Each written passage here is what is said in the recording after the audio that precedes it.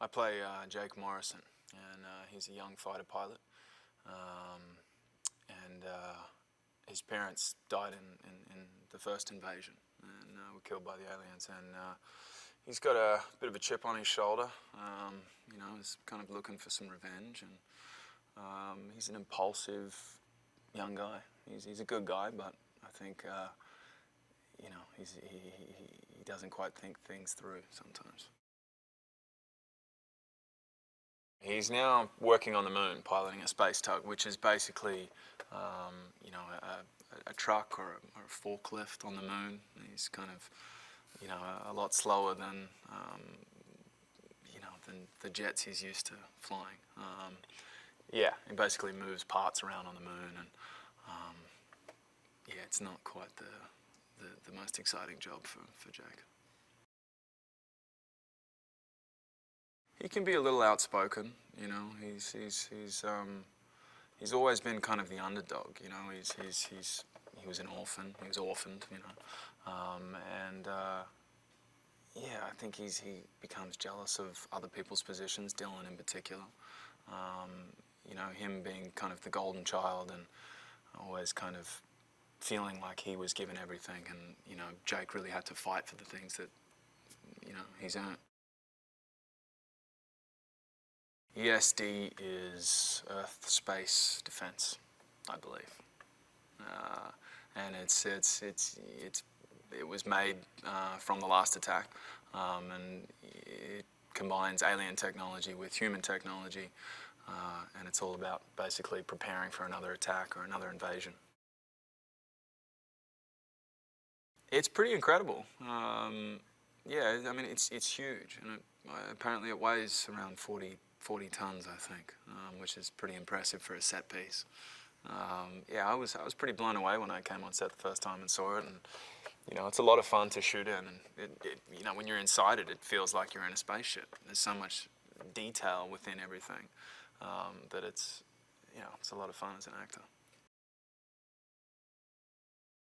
There's always been the, you know, I think the jealousy aspect from Jake's end, because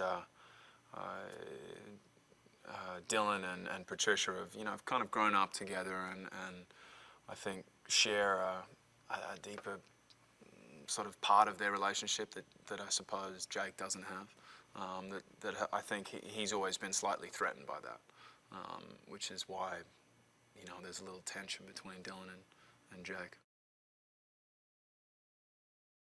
Jeff's attention to detail is unbelievable. You know, I've never worked with an actor who is so particular about every little thing in the best way possible. You know, he really cares about it. He cares about what you're saying. He cares about what he's saying. He cares about everything making sense. You know, he has to be able to make sense of it in his head in order to feel good about doing it.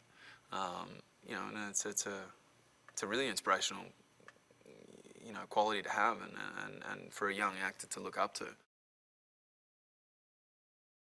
I mean, that's the thing is, you know, a lot of the stuff we've done on this has been on blue screen, and, you know, you really don't know what's going on, and you kind of talk through it. But you have to trust that, you know, Roland's one of the best directors in the world at doing this sort of thing, and, you know, he has a vision, and I think, you know, sometimes it's hard for other people to see his vision. You can't see his vision, you know. It's why he's an artist, and, you know, why he's so particular about everything. And, yeah, you just have to trust in him, and know that, you know, he won't move on unless he absolutely is sure that he's got what he needs. They use stuff called previs, which is basically, you know, one of the first stages of the special effects. You know, it's sort of just a map, and you know, it's not you know, not a complete kind of picture of what it will look like in the end, but it gives you an idea of what's going to happen, and, you know, how it's all going to look, which is extremely helpful when you're working against blue screen, and, you know, you're trying to imagine what's going on all the time. First time I saw the film, I was, I think, 6 or 7 years old, 6 years old, I think, and I think what kind of stands out in my mind when I think about that time is we had a VHS copy, the one with the hologram, And every time I think of the first film, that sort of sticks out the most as the tape. And I'd walk around carrying this tape and this hologram of the White House blowing up.